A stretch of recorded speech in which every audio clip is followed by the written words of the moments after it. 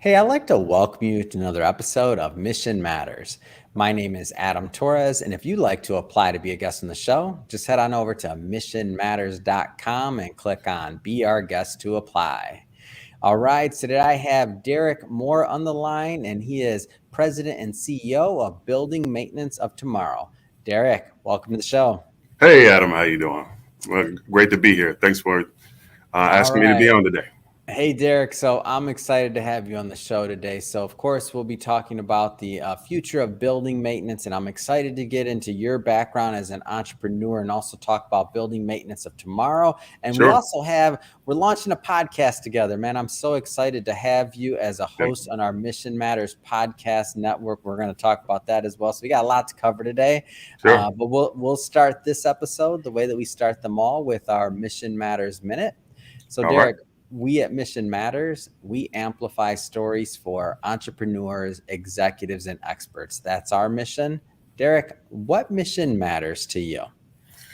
Well, the mission matters to me is to make an impact in my industry, to make an impact in my community, and to make an impact in the world. Ultimately, I have big dreams and goals, and trying to find the other individuals that are in my tribe that want to do the same thing. So. Um, just want to make a difference in people's lives. Yeah, it's awesome. One of the reasons why we're excited to have you as a host, and I get that from you. I get that you want to make a difference, and we're happy to provide the platform to help you do that. So let's go. I want to go a little bit back in time here, Dereck. So Sure. where did all this entrepreneurship, like how did that path? I know it's different for everyone. How did that start Sure. for you? Well, I think I've been an entrepreneur my whole life. I've always wanted to be my own boss. I started when I was very, very young, probably 10, 11 years old. I'm from the Midwest, from Dayton, Ohio. Yeah. And, back then it was really big to cut grass. So I usually would go out and cut my grandmother's grass. And in her neighborhood, her neighbors used to ask me if I would do it for them as well. So I started making money and it ended up cutting the whole neighborhood's grass and making money at 10, 11 years old. And I was like, oh, and to this day, I still love landscaping for some reason because I started off, my entrepreneurial spirit, cutting grass and doing lawn work and everything.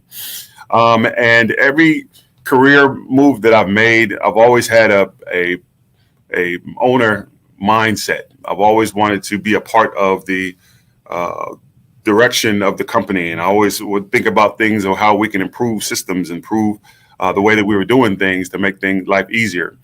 And then the way that I got into my industry now is a kind of out of necessity. I was in the real estate industry for about 10, 11 years, and then 2008 came and kind of turned that upside down, and some figure income turned into no figure income overnight. And so I kind of had to get into an industry that would pay the bills.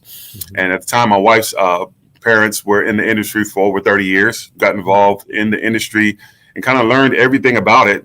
And actually did a acquisition and bought them out of their particular thing. They went into an early retirement and started running the industry that I'm in now and the company that I'm in now.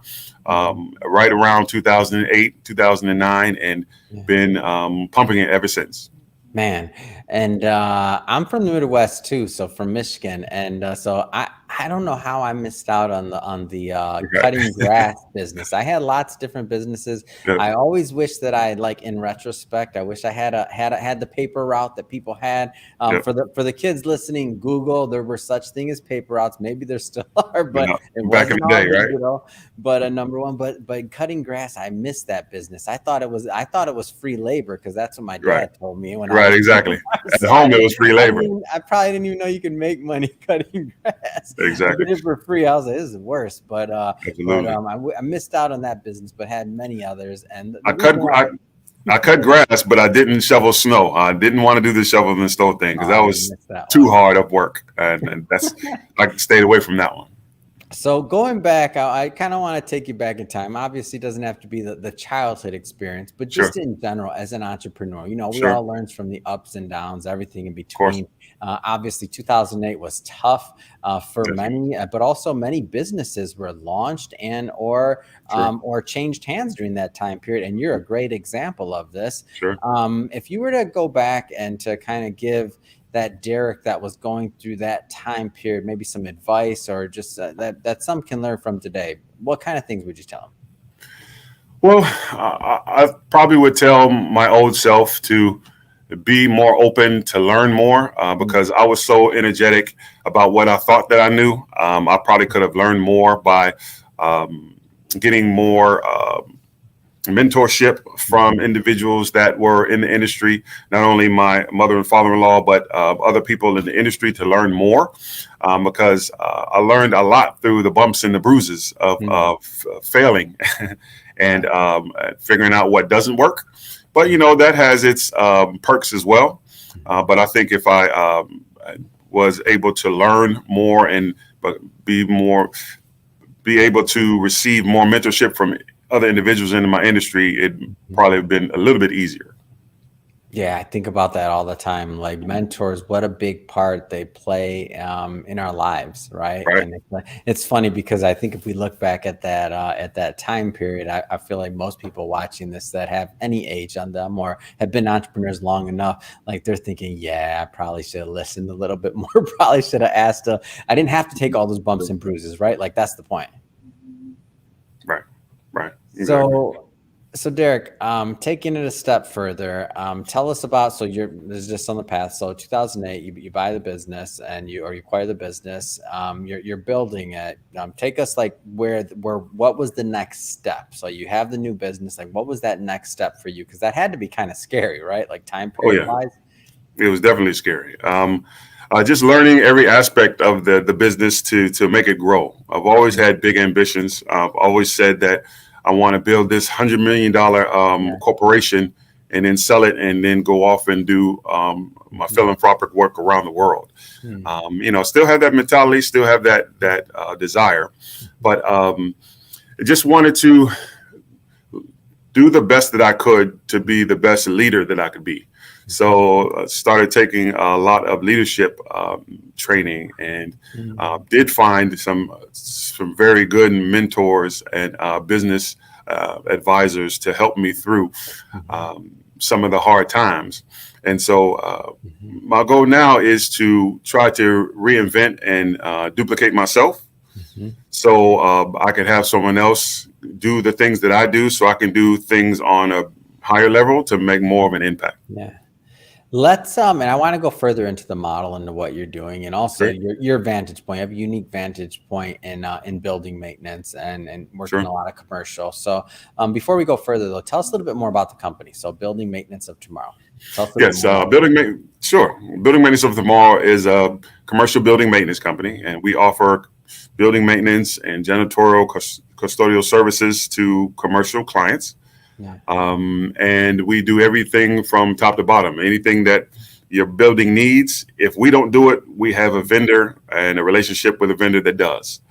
So we try to be a one-stop shop for our clients. Mhm. And but more importantly, we try to really embrace the core values of our organization, and that's kind of makes us a little bit different than other organizations out there in our industry.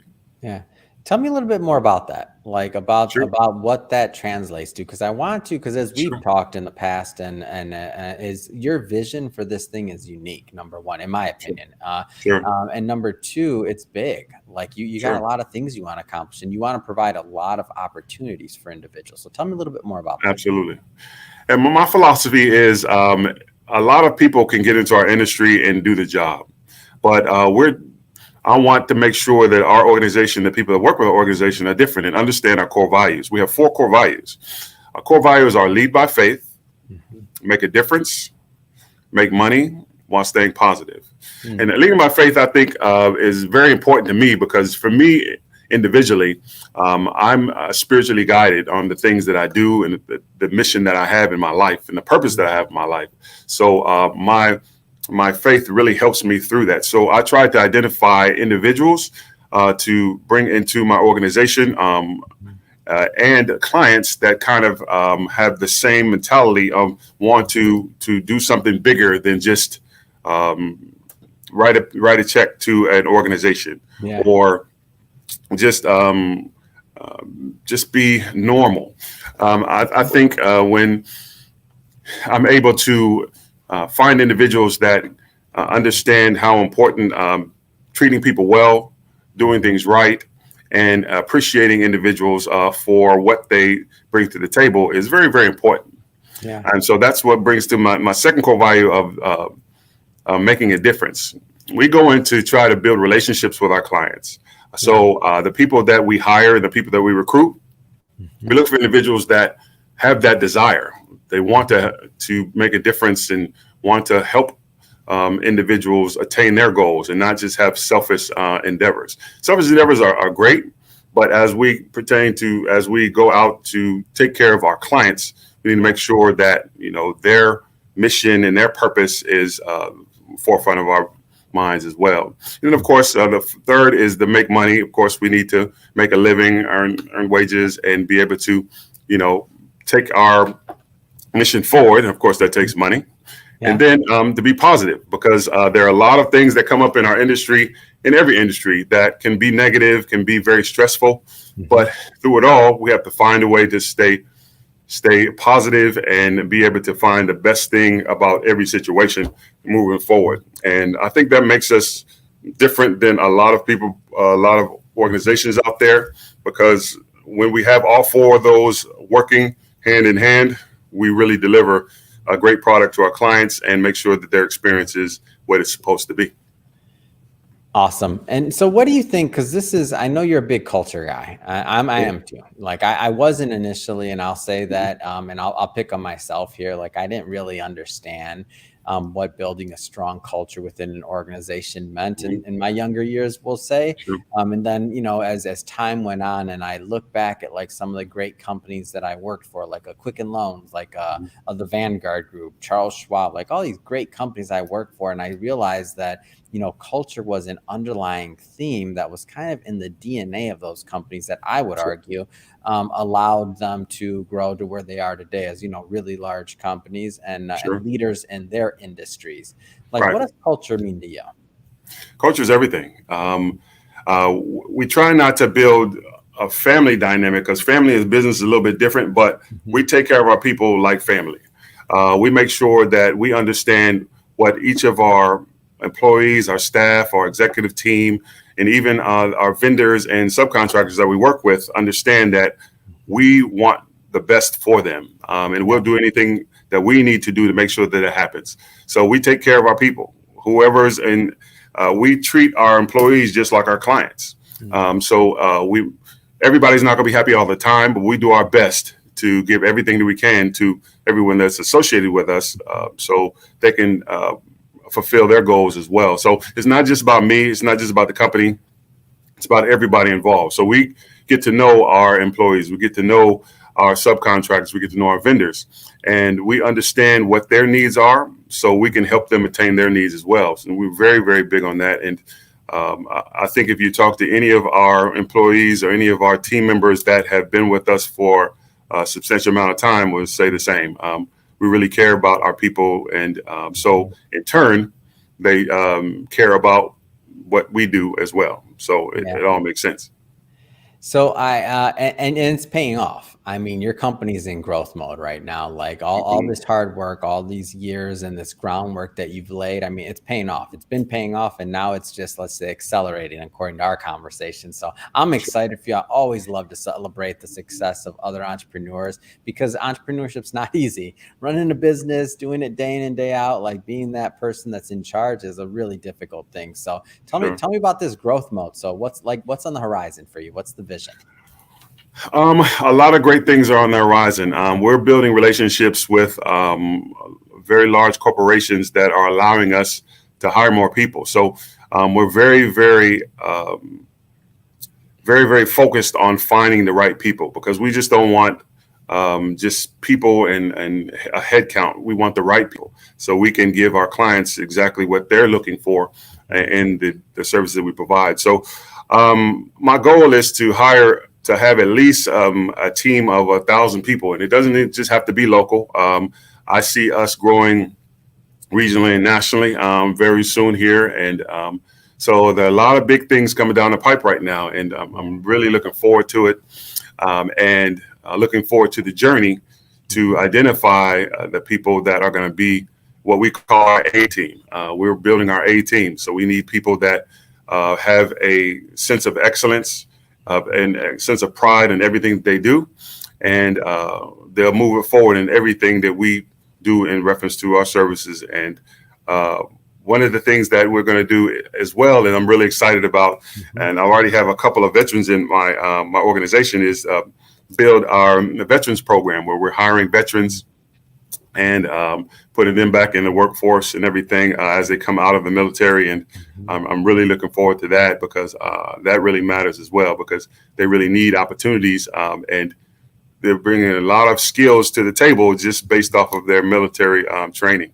So we're looking forward to that, and mentoring programs as well. I'm very big in mentoring, and whether you be in our organization or out, and so several things coming down the pipe, and with the book that we're going to be doing and the podcast that we're going to be doing, we'll talk more about that.